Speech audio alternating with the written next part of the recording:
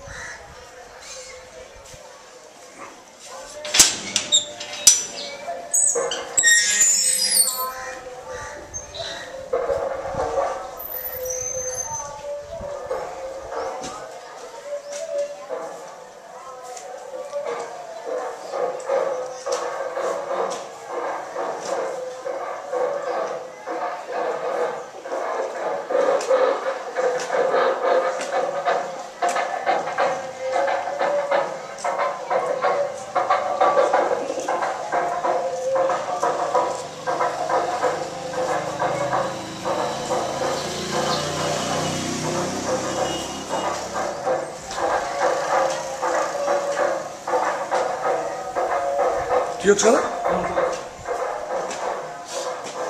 వరసిద్ధి వినాయక ఆలయం మాధవరం.